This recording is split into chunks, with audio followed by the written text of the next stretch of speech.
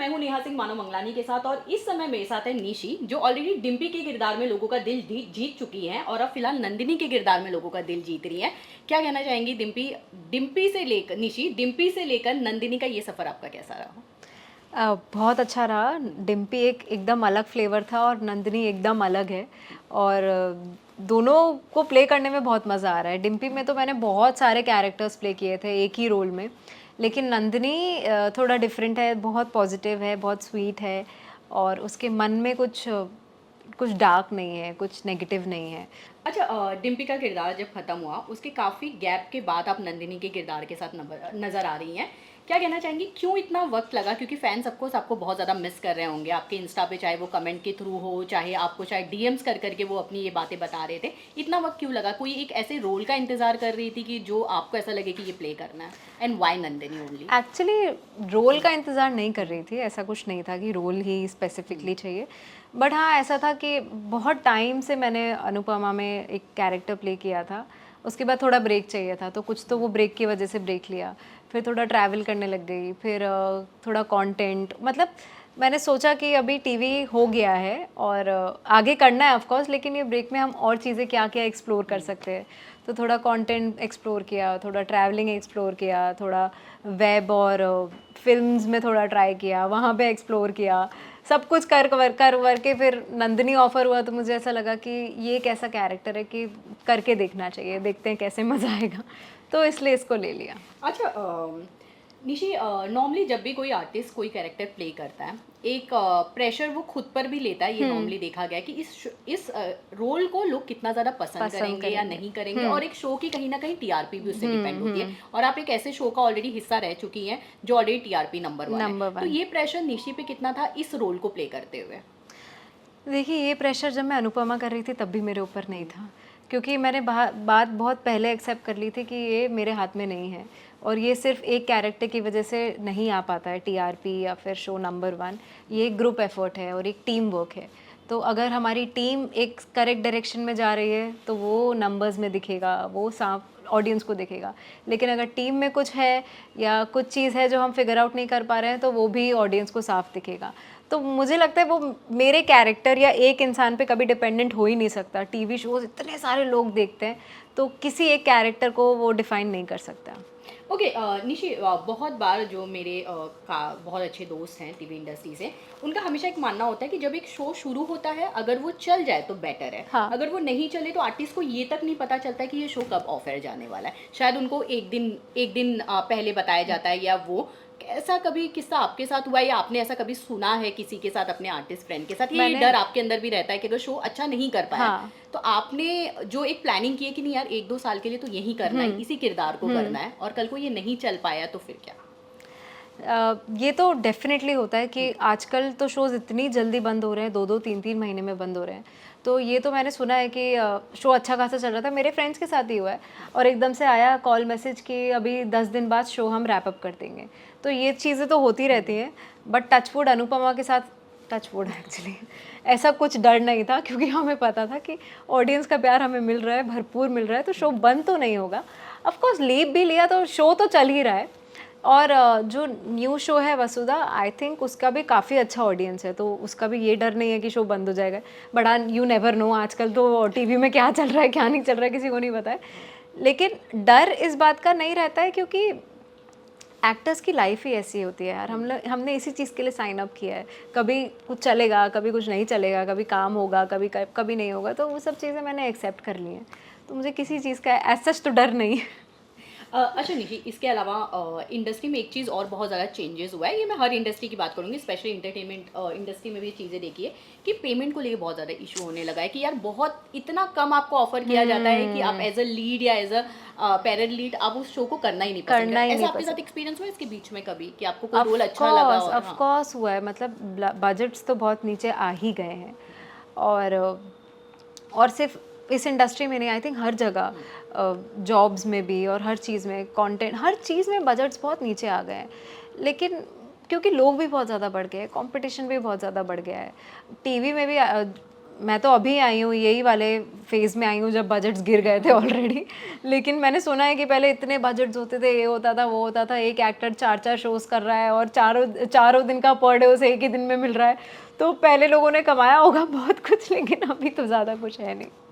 अच्छा, इसके अलावा कास्टिंग की बात की जाए निशी, हर हर इस स्पेस में देखा जाए, चाहे वो ओटीटी हो, चाहे टीवी हो, चाहे वो बॉलीवुड हो, अब फॉलोअर्स देख के कास्टिंग की जा रही है। ये एक्सपीरियंस आपके साथ भी हुआ है? क्योंकि अब एक्टिंग इतना ज़्यादा मैटर नहीं कर रहा है, मुझे ऐसा लग रहा है। मेरी एक एक्ट्रेस फ्रेंड से बात हुई थी, उन्होंने ये बात कहा था कि नेहा, अगर कोई भी इंसान 18 घंटे एक रोल को प्ले कर रहा है, वो सीख ही जाएगा सीख एक्टिंग। ही जाएगा, हाँ। तो ये एक्सपीरियंस आपके साथ भी हुआ है कि फॉलोअर्स के दम पे मतलब रखा जाता है, भली एक्टिंग आए ना आए, और वो एक बजट में भी कहीं ना कहीं फिट फिट हो है? जाता है। आई थिंक दिस इज़ ट्रू, मतलब ये आजकल चल रहा है, ये तो मैंने भी देखा है कि फॉलोअर्स के दम पे लोगों को काम मिल रहा है, स्पेशली म्यूज़िक एल्बम्स और वेब में, जहाँ आपको लगता है कि यार इस एक्टर, इस इन्फ्लुएंसर की इतनी ऑडियंस है तो इसको काम देंगे तो एटलीस्ट हमारे पास इतनी इसका कुछ परसेंटेज भी आएगा तो कुछ ऑडियंस तो हमारी हो जाएगी। तो वो एक तरीके का एक सेफर बैट खेलते हैं।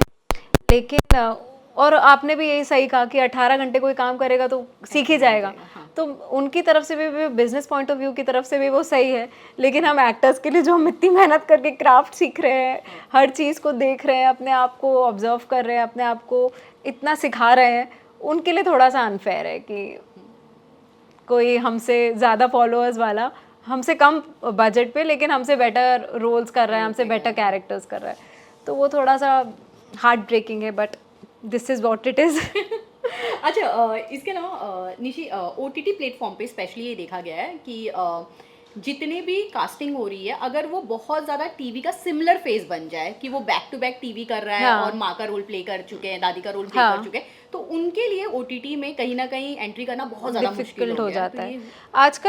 आजकल वैसे मैंने एक शिफ्ट देखा है कि बहुत सारे टीवी एक्टर्स ओटीटी और फिल्म्स कर रहे हैं और वो लोग उन्हें प्रेफर भी कर रहे हैं। आप कितने सारे पुराने टीवी एक्टर्स थे जो अच्छा वेब कर रहे हैं, जो अच्छी मूवीज़ कर रहे हैं, लेकिन हाँ, ये चीज़ भी है कि उन्होंने एक ब्रेक लिया, उसके ब्रेक में बाद जैसे मेंशन किया कर रही थी, 3 या 4 साल के एक लंबे ब्रेक के अपने बाद फिर चेहरे वो को लोग, उन्होंने फ्रेश किया हाँ एंड देन हाँ, फिर वो लोग रीलॉन्च होते हैं। तो I think this is also there, और वो ब्रेक फिर उनको लेना ही पड़ता है क्योंकि वो एक कैरेक्टर में इतना इतना पॉपुलर हो जाते हैं, लोग उसी कैरेक्टर से उनको रिलेट कर पाते हैं कि अरे ये तो ऐसा है, ये तो वैसा है, ये तो ये है वो है। प्लस टीवी ऑडियंस क्या है, वेब में अगर आपने एक काम भी किया 8-10 एपिसोड का, तो तो लोग फिर भी आपको एज एन एक्टर ही देखेंगे, लेकिन टीवी ऑडियंस जो हमारी प्यारी प्यारी मम्मीज़ हैं, वो लोग शायद दिल पे ले लेते हैं, वो लोग सच में उस कैरेक्टर को और रियल लाइफ को, वो लाइन उनके दिमाग में ब्लर हो जाती है, तो वो लोग मे बी उन लोगों के लिए एक्सेप्ट करना उससे किसी और कैरेक्टर में डिफ़िकल्ट हो जाता है। तो निशी, अगर ये मौका आपको मिले कि एक अच्छा वेब सीरीज मिल रहा है पर उसके लिए आपको एक लंबा ब्रेक की जरूरत रहेगा, तो क्या निशी वो रिस्क लेने के लिए तैयार होंगी? देखिए, मुझे टीवी इंडस्ट्री से कोई दिक्कत नहीं है, मुझे टीवी इंडस्ट्री से बहुत प्यार है। ये इसने मुझे काम दिया है, पैसे दिए हैं, नाम दिया है, सब कुछ दिया है। 3 साल का ब्रेक तो मैं नहीं ले पाऊँगी किसी भी मूवी या वेब के लिए, लेकिन कुछ मंथ्स का ब्रेक होगा तो of course I can take it, but इससे ज़्यादा नहीं ले पाऊँगी। निशी, एज अ आर्टिस्ट मैं हमेशा आर्टिस्ट से ये सवाल पूछती हूँ कि जब भी आपके रोल की कोई हद बनानी हो तो निशी की वो क्या हद होगी कि एज अ आर्टिस्ट मैं सिर्फ इसी रोल तक अपने आप को सीमित रख सकती हूँ? क्योंकि मैंने इंडस्ट्री में ऐसा देखा है कि आपको बहुत कम एज में आपको माँ का रोल प्ले करना पड़ता है, बच्चों का रोल एक तरह से प्ले करना पड़ता है, दादी भी बन जाती है जैसे हिना, हमने काफ़ी लोगों को देखा, उसके बाद वो रोल बहुत कम हो जाता है उनके लिए और लोग उनको उस एज ग्रुप में लेना शुरू कर देते हैं। निशी के लिए क्या है वो? देखिए, मैंने अनुपमा में तो एक माँ का रोल प्ले किया ही था। भली मतलब शो में लीप हो गया था, और क्या होता है जब शो इतने टाइम से चल रहा है तो एक स्टोरी भी ख़त्म हो जाती है, एक स्टोरी पे भी एक पॉइंट आ जाता है कि आप कुछ डिफरेंट करते हैं, कुछ नया करते हैं, जिसकी वजह से लीप्स आते हैं। तो एक बार मैं कर चुकी हूँ, बट माँ प्ले करना अभी इतना कॉमन हो गया, इतना नॉर्मल हो गया, मतलब मुझसे भी यंग लड़कियाँ, छोटी छोटी बच्चियाँ माँ प्ले करती हैं। तो और जो हमारी ऑडियंस है वही मम्मियों की है, तो वो लोग रिलेट कर पाते हैं उस चीज़ से, तो उसमें मुझे कोई प्रॉब्लम नहीं है माँ प्ले करने में। लेकिन हाँ, एक लिमिट होती है, एक दायरा होता है। अगर आप मुझे बोलोगे कि 10-11 साल के बच्चे की माँ प्ले कर, वो मैं शायद नहीं कर पाऊँ, लेकिन हाँ 4-5 साल का बच्चा होगा तो चलो ठीक है, क्यूट होते हैं, सेट पे भी होते हैं, मज़ा आता है। कि जो रूपाली हैं वो रोल्स कट करवाती हैं, उनका प्रोडक्शन के साथ बहुत अच्छा रिलेशन है, जिसकी वजह से रोल्स कट किए जाते हैं। उनकी वजह से बहुत सारे लोगों ने उस शो को छोड़ा है और डंके की चोट पे आके उन्होंने इंटरव्यूज़ में बातों को मेंशन भी किया है। तो एक्सपीरियंस कभी आप लोग के साथ हुआ है कुछ ऐसा सेट पे कि किसी ने अपनी नाराज़गी आके बताई हो या ऐसा कुछ? नहीं, मेरे साथ तो कभी नहीं हुआ। और दूसरी बात, रूपाली मैम और प्रोडक्शन, हमारा प्रोडक्शन ही इतना अच्छा था, उनका सबके साथ अच्छा बॉन्ड था, सबके साथ। और वो एकदम फैमिली की तरह प्रोडक्शन था, मतलब ऐसा नहीं था कि मैं अपने प्रोड्यूसर को भी एक फादर फिगर मानती हूँ। हमारी जितनी भी टीम थी वो मेरे लिए फैमिली थी। और रूपाली मैम सीन्स कट करा रही है, ये करा रही है, तो ये रूमर्स तो बहुत टाइम से चल रहे हैं, बट मैंने ऐसा कभी नहीं देखा उनको। उनके पास टाइम ही नहीं होता है, वो सुबह आती हैं, लाइन्स याद करती, उनके तो सच में 5-5 पन्नों के भाषण होते हैं, तो उनके पास कहाँ टाइम होगा कि चलो आओ आज तेरा रोल कट कराती हूँ, आज तेरा सीन कट। उनके पास ऐसा कोई टाइम नहीं है। मैंने खुद उनकी बिजी लाइफ देखी है सामने से और एक्सपीरियंस की है। और पता नहीं यार, अब लोगों का अपना अपना सोचना है, अपना अपना कहना है। मेरे साथ ऐसा कभी नहीं हुआ। मैं वो सेट पे बहुत टाइम थी, इतने टाइम तो थी जो मुझे समझ आ जाए कि ऐसा होता है कि नहीं। मेरे हिसाब से ऐसा कुछ भी नहीं होता है। मे बी अगर कुछ लोगों ने शो छोड़ा है तो उनके कुछ पर्सनल रीजंस भी होंगे, और कुछ और भी रीजंस होंगे जो सामने नहीं आ पाए होंगे। लेकिन जो एक इजी टारगेट होता है ना कि चलो इनको बोल दो, इन्होंने हमारा सीन कट कराया, ये कट कराया, तो लोग शायद यही कार्ड यूज़ कर रहे हैं। अब और क्या बोल सकते हैं। अच्छा, इसके अलावा अनुपमा को लेके मीम्स बहुत ज़्यादा फेमस होती है लड़कों को लेके कि जितने दीवाने इसके, अगर उसने एक हमारे लाइफ में भी हो तो लाइफ सेट हो जाए। आप क्या कहना चाहेंगे इसके बारे में? क्योंकि हर इंसान अनुपमा के पीछे, मतलब ऑफ कोर्स वो लीड है, पर वो मीम्स बहुत ज़्यादा फेमस होते हैं। पर आई थिंक अनुपमा का एक ही सच्चा प्यार है, वो अनुज था। तो और ये कहा जा रहा है शो में रिटर्न आ रहा है। आई होप, मतलब मैंने भी सिर्फ सुना है, but I think and I hope, I pray and I hope कि वो आ जाए, बिकॉज मेरे लिए भी एक फ्रेश विजुअल होगा और मैं देखना चाहूँगी उन्हें इतने टाइम बाद वापस आना। क्योंकि अनुज अनुपमा की जो केमिस्ट्री थी ना, मैं खुद उसकी पर्सनल फ़ैन हूँ, तो वो केमिस्ट्री वापस स्क्रीन्स पे देखना इतने टाइम बाद एक बहुत मज़ेदार चीज़ होने वाली है। अच्छा, तो वो अनुज का जो किरदार है वो गौरव ही निभाते नजर आएंगे, क्योंकि टीवी इंडस्ट्री में कुछ भी होता है। कुछ एक्चुअली ये मुझे भी लगा था कि क्योंकि मैंने भी सिर्फ प्रोमो देखा है, मैंने किसी से पूछा नहीं है सच। लेकिन मुझे ऐसा लगता है कि वो कैरेक्टर गौरव के अलावा कोई और प्ले कर ही नहीं सकता है। तो अगर वो अनुज कपाड़िया को लेकर आ रहे हैं तो आई एम श्योर वो गौरव को भी लेकर आएंगे।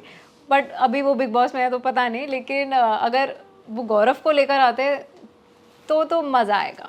चलो well, thank you so much हमसे बात करने के लिए। निशी, जाते जाते अपने फैंस को कोई मैसेज देना चाहेंगे? यही मैसेज देना चाहूँगी कि प्लीज़ मेरे नए शो, मेरे नए कैरेक्टर को भी उतना ही प्यार दीजिएगा जितना आपने पहले वाले को दिया, और मुझे भी उतना ही प्यार दीजिएगा।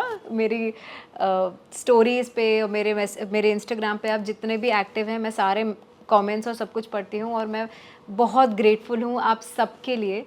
लेकिन आपका प्यार और आपका सपोर्ट ऐसे ही बनाए रखिएगा। Thank you.